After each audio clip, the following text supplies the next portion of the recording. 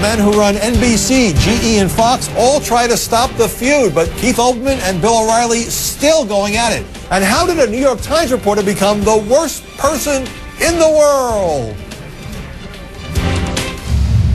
The seemingly endless feud between Keith Olbermann and Bill O'Reilly has been fascinating in a car wreck kind of way, and sometimes downright nasty. The New York Times tried to declare the hostilities over earlier this week. That turned out to be a tad premature. I reported last year that the top executives at both corporations tried to get their talk show host to cool it.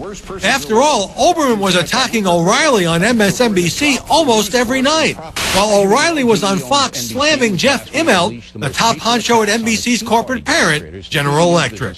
Bill O'Reilly, today's worst person in the world. Jeffrey Immelt is a despicable human being. But the effort by Fox's Rupert Murdoch and Roger Ailes, NBC's Jeff Zucker, and Jeff Immelt fell short. The verbal combat continued. Last weekend, the New York Times said a ceasefire had been reached. But Olbermann was quoted as saying that he wasn't part of any deal.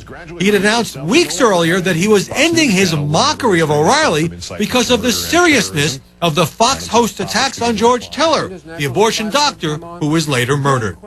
Fox's Roger Ailes and GE's Jeff Immelt did privately hammer out an agreement of sorts last spring, but it wasn't for a ceasefire, just an understanding that O'Reilly and Olbermann would stick to the issues and tone down the personal invective.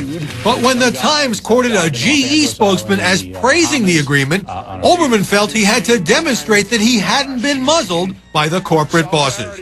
48 hours later, he did just that, bestowing his Worst Person in the World awards, starting with the Times. The bronze to Brian Stelter of the New York Times. What problem? Mr. Stelter asked me at least twice last week if there was such a deal, and I told him on and off the record there was not. Next, the liberal firebrand went after Fox. Tonight's runner-up, Bill the Clown, but our winner, Rupert Murdoch.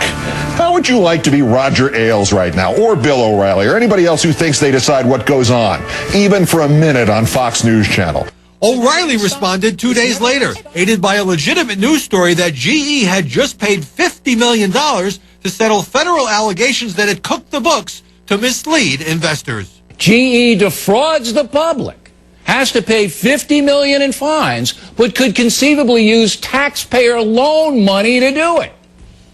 Amazing. Situation directly touches the president because NBC News, owned by GE, has been perhaps Barack Obama's biggest supporter in the media. And Jeff Immelt was rewarded for that when President Obama appointed him to his Economic Advisory Board. Here we go again. Now, there's nothing wrong with network commentators taking each other on over issues and their own rhetoric, but the extraordinarily personal nature of this Olbermann-O'Reilly slugfest is making both sides look bad, as their bosses know all too well.